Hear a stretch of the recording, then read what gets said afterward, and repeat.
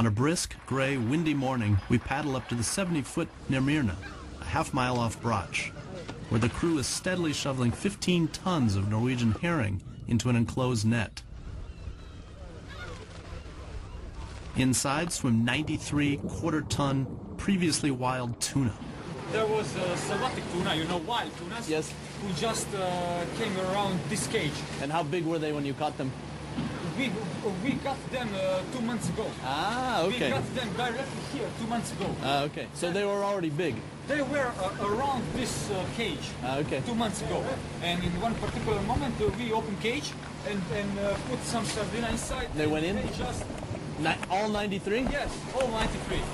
All are soon destined for a Japanese processing boat working its way along the coasts of Portugal, Spain, Italy, and Croatia, buying up tuna for sushi.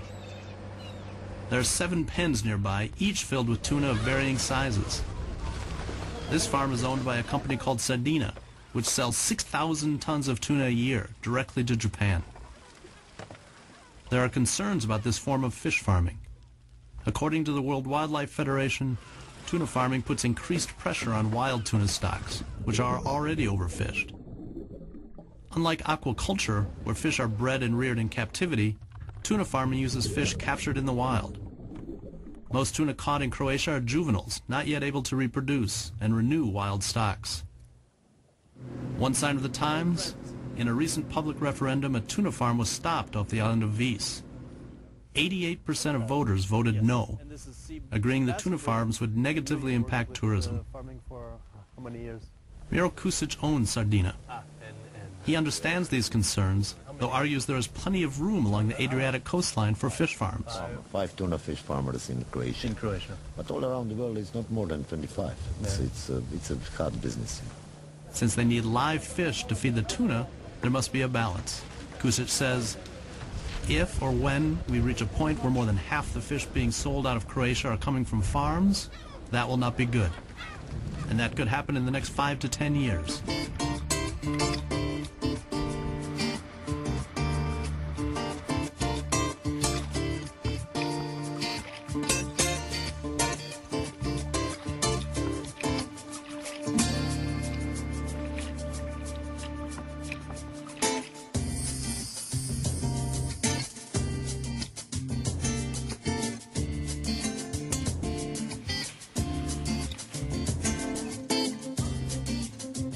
The island of Vis was off limits to tourists for decades when it was Tito's military headquarters.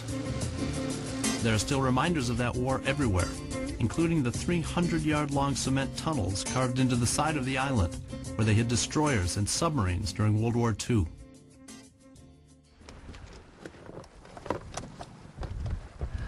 Headed for the island of Vis behind me here, which is about 14K as the crow flies. Not sure exactly what the wind and weather conditions will be like once we get out there. Winds currently look like they'll be at our back. We've got a pretty strong current pushing across the bows, so we'll hope that those winds stay and push it straight across. It should take us más o menos 3 hours, but we'll check in later. Getting to Vis from the island of Hvar, a 12-mile open ocean crossing, is exciting. The Hugo winds are behind us, pushing us, the sea churning everywhere at once. At one point, I look over at photographer Pete McBride, who is side-surfing the top of a 6-foot wave on the verge of going over. He is definitely not smiling.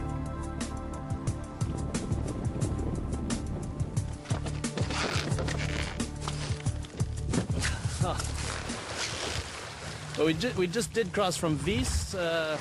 You know, if the wind blows from 8 directions, north, northeast, east, etc., etc., etc., I'm sure we just saw it blowing from 7. It was behind us, then it was at our side, and then after almost 4 hours as we pulled into the bay here at Vis, it was blowing right in our face. So now it looks out there to be peaceful and blue.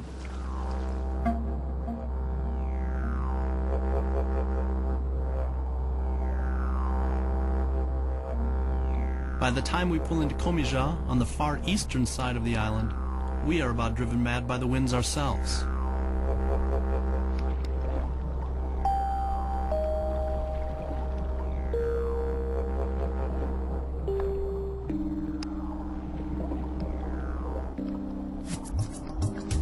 Paddling to shore, we spot a small sunken boat lying in the shallows, in 10 feet of water. Our assumption is that somehow it got off its buoy and sank. A tall man in jean shorts calls to us from the shore. "Can you help us?" Apparently, it's his boat, and he's wondering if we will help him drag it ashore. Assembled on shore is a motley crew of fisher guys, most of whom seem to spend their days doing anything but fishing.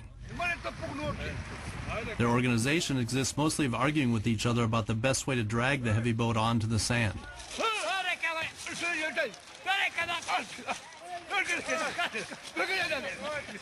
Our initial thought that the boat sank by accident was mistaken. They had sunk it on purpose to allow the boards of the leaking boat to expand and swell. 4 weeks into our exploration, it's hot as we paddle down the Pelješac Peninsula, headed towards Dubrovnik. We have finally settled into true Mediterranean lifestyle. On the water by mid-morning, off by noon, siesta until late afternoon. A big part of our days is spent hiding from the sun and heat. In the small port town of Luka, on the island of Šipan, we meet Miljenka Dobrojevic. She is one of just a few licensed professional fisherwomen in Croatia and quickly extends an invitation to go fishing with her and her family. Husband Dijo and their eldest son Ivan just graduated from high school. Motoring out of the port onto a calm sea to the far side of Yaklin Island to plant 300 yards of net, Miljenka asks, "Did you know that a fish swims 3 times? First in the water, then in oil, and then in wine." You've been fishing out here for 15 years. Is it getting more difficult or easier? Difficult. Every year is difficult, more difficult. How come? It's not too much fish. And where did all the fish go? I don't know. Maybe it's too much fishermen. Small family fishing is a very difficult business these days. The big boats take most of the fish.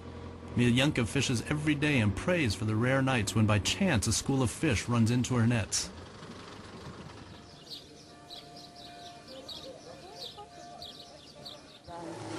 Pazi, ovo nisam ni vidio, ej. Koga? Tarantu. Tarantu, pa gledaj.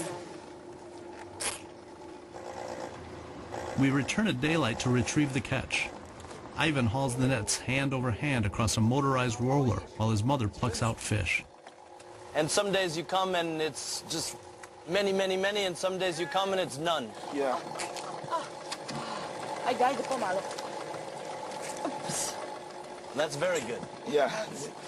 That's the best. Fishing is way off, they say, blaming it on overfishing by the Italians and the Croatians. Everyone we meet along the coast agrees.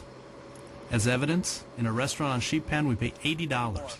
$80 for a whitefish caught just offshore. An ostrich steak on the same menu is $15. Some of the fish on Croatian tourist menus this summer come from as far away as the United States. Just a little cold water. The take of the day is a modest 10 to 12 kilos. 3 same. Huh? And the restaurant on the harbor that usually buys their fish is not buying today.